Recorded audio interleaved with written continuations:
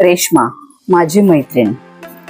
आज कित्येक वर्षाची आमची मैत्री आहे, पण जेव्हा पण आम्ही कुठे भेटतो तर तिचा सगळीकडे लक्ष असतो आणि ते जास्त करून लक्ष असतो फुल झाडांकडे आणि वेगवेगळ्या झाडांकडे.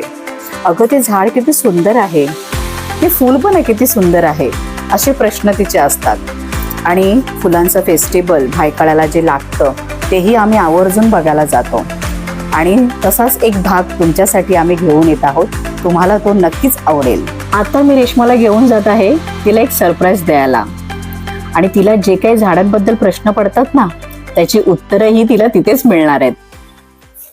तर आज आपण इथे आलो आहोत रत्नागिरी जिल्ह्यातील तालुका लांजा मठ बणबेवाडी येथील सगळ्यात फेमस नर्सरी स्वप्नील नर्सरी येथे.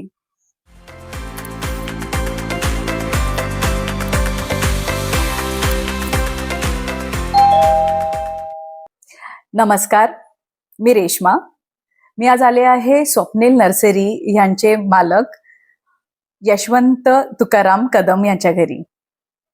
तर काका, मला थोडक्यात तुमच्या नर्सरी बद्दलची माहिती द्या ना. म्हणजे ही कल्पना कशी तुम्हाला सुचली? आमची नर्सरी हे का आमच्या पूर्वजांची नव्हती, किंवा पूर्वी काही नर्सरी असतात ना त्याची मुलं चालवतात ना, थोडीशी परंपरेने पुढे चालते. तसं आमच्या नर्सरीचं स्वरूप नाहीये.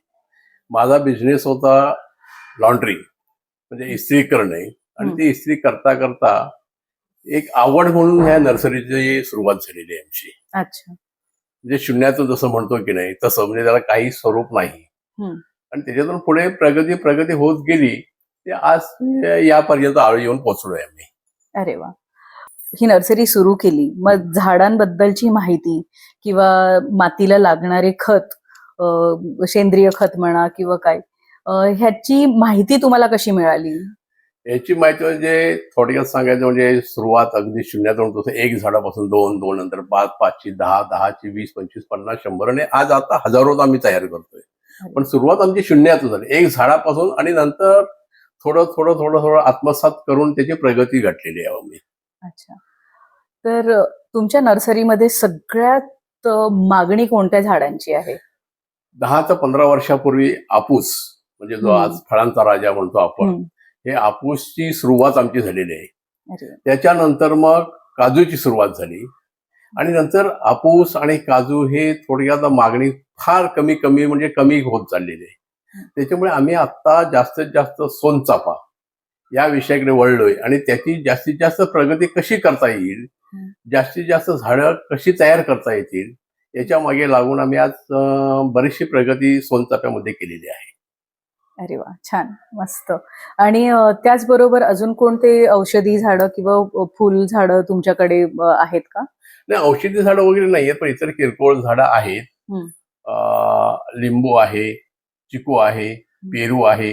आता एक नवीन तयार झालं ATM म्हणून एक झाड आहे, म्हणजे आंब्यामध्ये. त्याच्या झाडाचं वैशिष्ट्य म्हणजे ते वर्षभर धरत असतो त्याच्यावरती आंबा.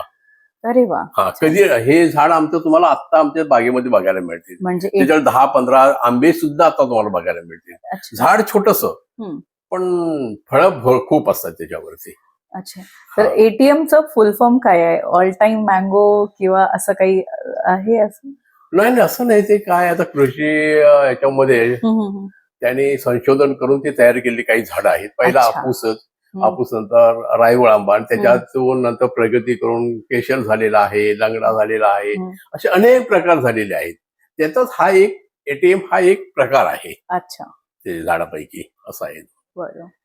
आम्हाला आपूसची झाडं मिळतील, केशर झाडं मिळतील, पुन्हा तुम्हाला सांगतो लागवड मिळेल, पुन्हा जे आम्ही तयार करतो झाडं पिशवीतून, 1 वर्षाची, 2 वर्षाची, 3 वर्षाची, ही सगळी झाडं तुम्हाला आपल्या नर्सरीमध्ये आता उपलब्ध आहेत.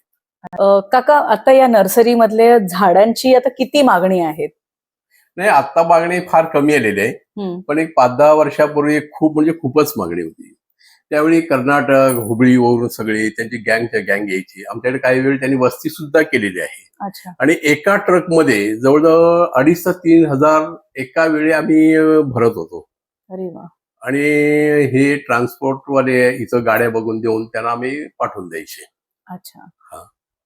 काका, मला तुमची नर्सरी बद्दल एवढी छान माहिती तर दिली आहे, तर आपण आता जाऊया तुमच्या नर्सरीमध्ये. हो हो, तुमची तयारी असेल तर कधीही चला, आमची सगळी नर्सरी तुम्हाला फिरून दाखवतो. जे जे आमच्याकडे आहे ते सगळं तुम्हाला बघायला मिळेल. आता तुम्हाला मी आमची नर्सरी दाखवतो आणि पहिल्या प्रथम तुम्हाला म्हणजे सोनचाफ्याची लागवड कशी आहे, त्याच्यात कलमं कशी तयार केली जातात ती तुम्हाला प्रथमतः दाखवतो. काकांबरोबर आम्ही निघालो त्यांची नर्सरी बघायला. आता आपण नर्सरीमध्ये आलेले आहोत.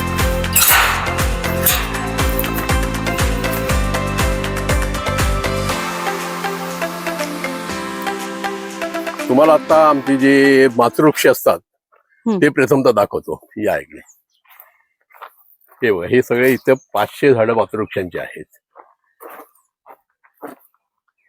आणि या झाडावरती चाफ्याची भेट कलम तयार केलेली आहेत. ही प्रथमतः दाखवतो तुम्हाला. फोटो या प्रत्येक झाडाला भेट कलम तयार केलेलं आहे. हे बघा, हे अधूनमधून तुम्हाला दिसतात बघा. ही नंतर कट करून ती पिशवीमध्ये भरायची आणि 6 महिन्यानंतर ती विक्रीला तयार होतात. अच्छा, हे तयार झालेली कलम आहे. हो, ही तयार झालेली कलम. रोपटं ते झाडापर्यंतचा प्रवास हा काही एका दिवसाचा नव्हता. त्यामागे काकांची मेहनत होती. हे सगळे झाडं आहेत, आता ह्यांना जगवण्यासाठी काय कोणती गोष्टी आहे जे गरजेचे असतात? त्यांना जगवण्यासाठी म्हणजे मेन आधी पहिलं पाणी, माती आणि त्यानंतर तुमची जर झाडं चांगली व्हायला हवी असेल, हेल्दी हवी असतील किंवा तुम्हाला क्वालिटी जर झाडाचा उत्तमात उत्तम जर आणायची असेल तर सेंद्रिय खत वापरणं आवश्यक आहे. अच्छा. आणि सेंद्रिय खतापैकी आता जे गांडूळ खत हे आज 1 नंबर मानलं जातं आणि ते गांडूळ खत आमच्या नर्सरीमध्ये तयार केलं जातं. हे बघा, हे जे बेड टाकलेले आहेत ते गांडूळ खताचे आहेत. आज ते गांडूळ खत तयार झालेलं आहे. अरे वा,